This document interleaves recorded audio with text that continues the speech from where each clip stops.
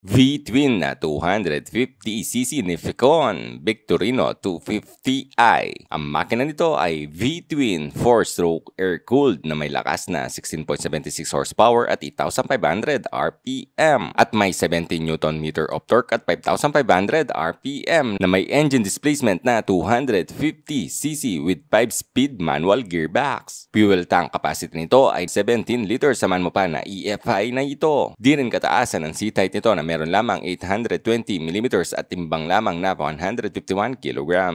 Napakaganda na din ang stopping power nito dahil hydraulic wavy disc na ang preno mo sa harapan na may 2-pot at wavy disc brake din ang sa likuran mo. Yun nga lang ay hindi equipped ng ABS ang mga ito. Nagpa-classic looks ang spoke wheels nito, samaan mo pa na dual sports na ang gulong niya. Datingan pa lang na kanyang exhaust ay napaka-classic na. Yun nga lang ay ingat ka sa heat guard nito dahil bakal din ito at pwede kang mapaso. SRP 158,000 para sa kanyang specs. Engine type V-twin 4-stroke air-cooled, displacement 250cc, max horsepower 16.76 horsepower at 8,500 RPM, max torque 17 Nm of torque at 5,500 RPM. Fuel system EFI. Clutch, manual. Transmission, 5-speed manual. Front suspension, telescopic fork at sa kanyang rear, hydraulic monoshock. Front tire, 100/80/17 at sa kanyang rear, 130/90/15. Front brake, hydraulic disc na equipped ng 2-pot at sa kanyang likuran ay hydraulic wavy disc brake din. Overall length, 208 cm. Overall width, 76 cm. Overall height, 82 cm. Wheelbase, 1,430mm. Seat height, 820mm. Ground clearance, 203mm. Curb weight 151 kg. Fuel tank capacity 17 liters. Para sa installment ng Victorino 250i, SRP niya ay 158,000. Down payment 31,600. 24 months 7,479. 36 months 5,724. Dito yan sa may CLK building dito sa may Moto Hub, Mexico, Pampanga.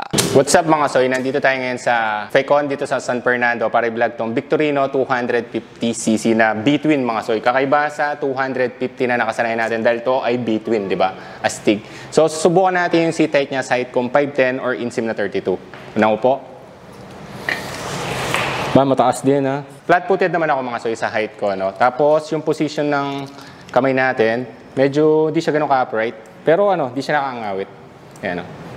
Napakaganda niya. Parang siya classic looks ng Ficon mga soy. Victorino 250 na B-twin mga soy. What's up mga soy? Ito yung Victorino 250 na B-twin. Ayan o. Diba? Kakaiba talaga to sa 250cc na nakasanayan natin. Ganda ng looks niya. Talagang classic looks na may pagka-cafe racer looks talagang datingan. Tingnan nyo naman wala ka na halos modify dyan. Tingnan nyo yung pinaka niya dito. Grills dito sa kanyang ilaw. Pero halogen pa siya mga soy. Bulb type pa.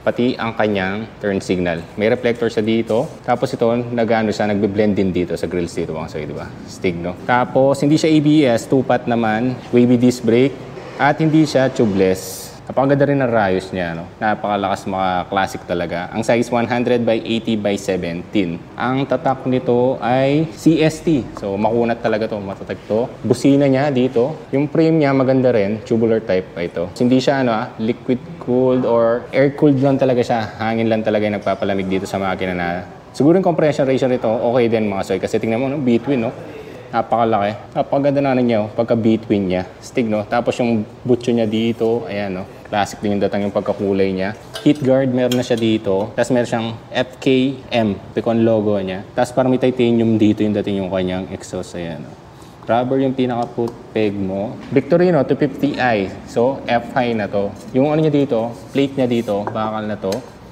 Talagang classic na yung datingan niya dito. Tapos yung suspension niya, adjustable naman siya. Napaka-minimalist rin ng design. Naka-emboss pa premium talaga. Victorino, Ficon logo. Tapos hindi siya matte pero parang may pagkamagaspang yung kulay niyang gray na Pero magiglitters yan sa personal. Yung upuan niya maganda rin, malambot. Yung inupuan ko kanina. Quality, okay din.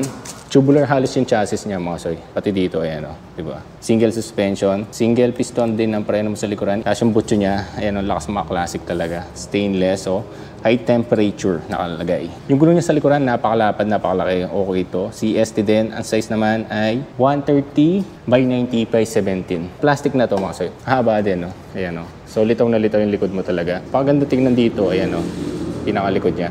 Yung ilaw niya dito, LED na to eh. Pinaka taillight mo, maganda na round, tapos yung kanyang turn signal.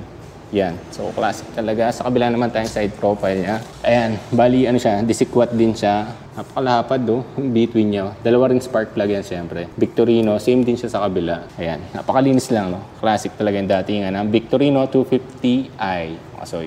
Yung side mirror, maganda rin. Ito. End-bar siya dating niya. Ayan. Classic talaga. Napakalaki din. Tapos meron siyang high beam, passing light, turn signal left, right, busina. Napakaganda rin na kanyang handlebar. Ayan o, meron pa siya ditong support. Di ba nabibili yan? Ito meron na siya mga so nilagay na nila. Susian niya dito at ang inyong meter ay mix siya ng digital at analog. Tachometer to at dito yung siguro fuel gauge, gear indicator. At ito yung pinakalagay ng brake fluid mo sa harapan. Engine kill, starter button. Yun lang. At dito ko na lang tatapusin ang vlog. Maraming salamat po sa lahat ng nanood. Please follow nyo po ang page at i-share at i-like nyo na rin po. Maraming salamat. Ingat kayo. Ride safe!